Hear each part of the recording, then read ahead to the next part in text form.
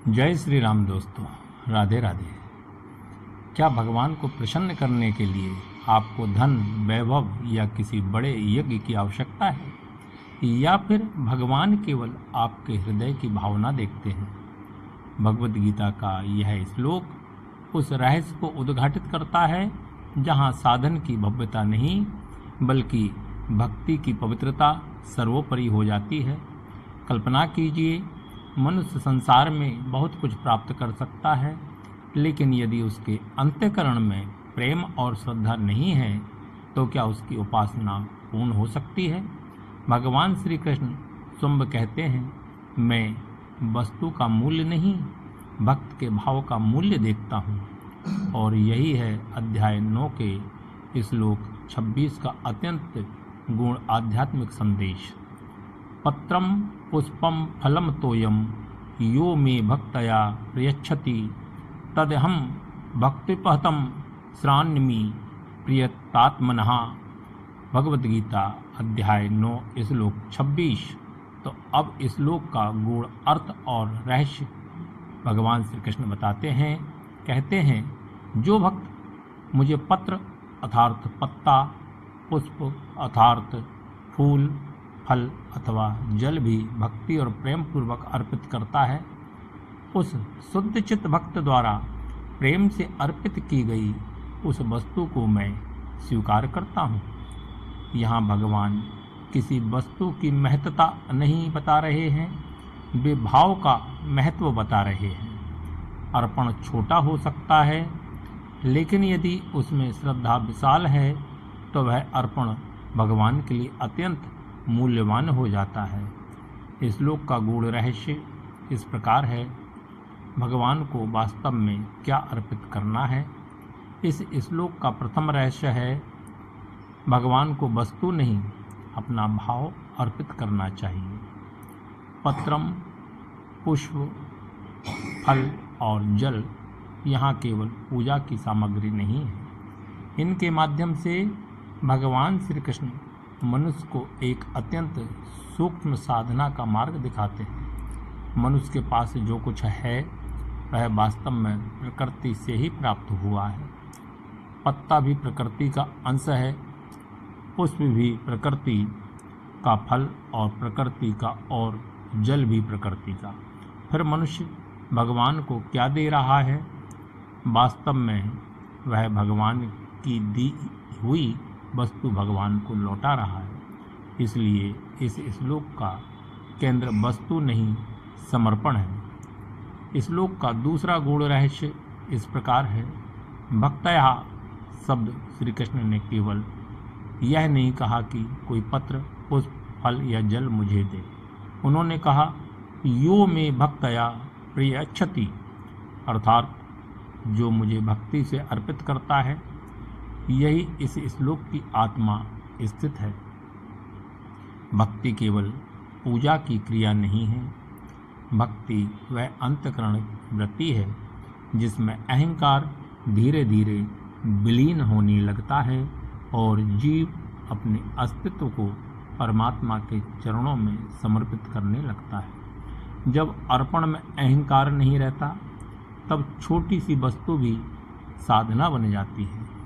अब श्लोक का तीसरा गुण रहस्य इस प्रकार है।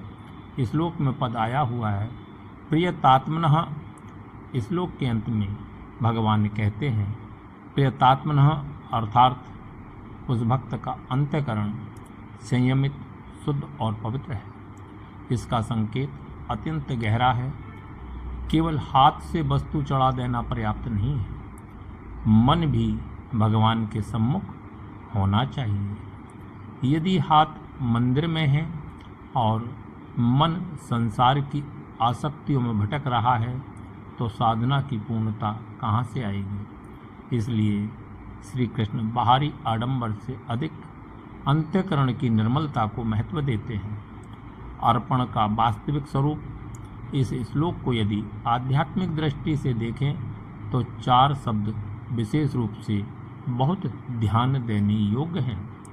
पत्रम, पुष्पम, फलम, तोयम। लेकिन इनके भीतर एक साधक के लिए प्रतीकात्मक साधना भी देखी जा सकती है।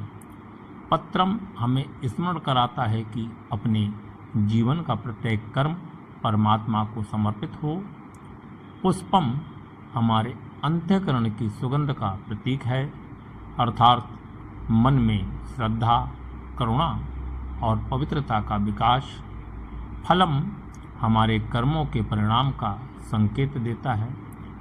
जो फल प्राप्त हो उसे केवल अपना अधिकार मानकर अहंकार में न डूबे, उसे ईश्वर की कृपा समझकर समर्पित करें।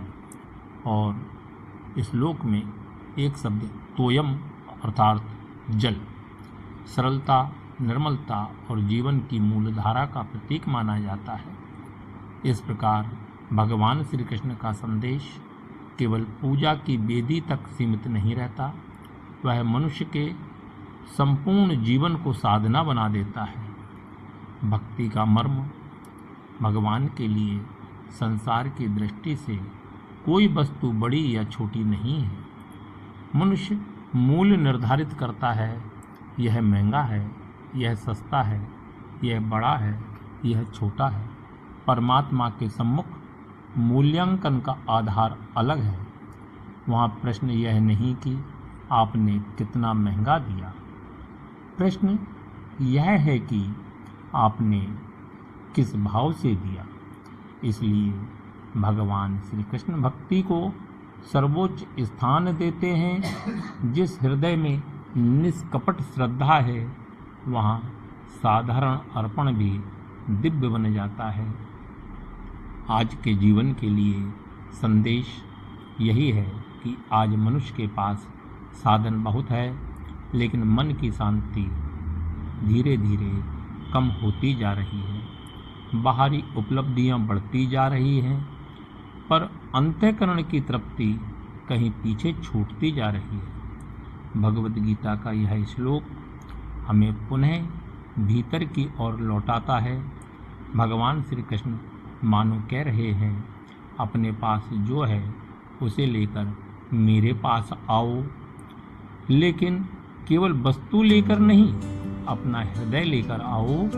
यदि हृदय में श्रद्धा है तो साधना जीवंत है, और यदि समर्पण है तो उपासना सार्थक है, और यदि अहंकार ही शेष रह गया तो बाहरी वैभव भी आत्मिक शून्यता को नहीं भर सकता।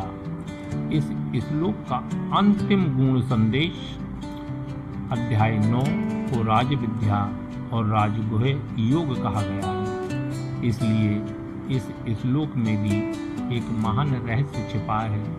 परमात्मा तक पहुंचने का मार्ग कठिन प्रदर्शन नहीं, सरल और निष्कपट भक्ति है। मनुष्य संसार को दिखाने के लिए बहुत कुछ कर सकता है, लेकिन परमात्मा को दिखावे की आवश्यकता नहीं है। वे हमारे अंतःकरण को जानते हैं। इसलिए जब आप भगवान के सम्मुख जाएं तो अपने साथ केवल पूजा की सामग्री लेकर ना जाएं, अपने भीतर का अहंकार भी रख दीजिए, अपनी चिंताएं भी रख दीजिए, अपने कर्मों का फल भी भगवान के चरणों में रख दीजिए, और अंत में स्वयं को भी उनके चरणों में समर्पित कर दीजिए। यही इस श्लोक की साधना है।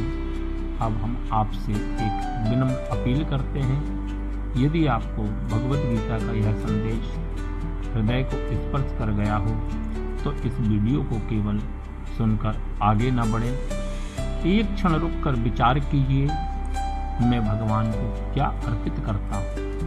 केवल पूजा की वस्तु या अपना शुंभ का निर्मल भाव?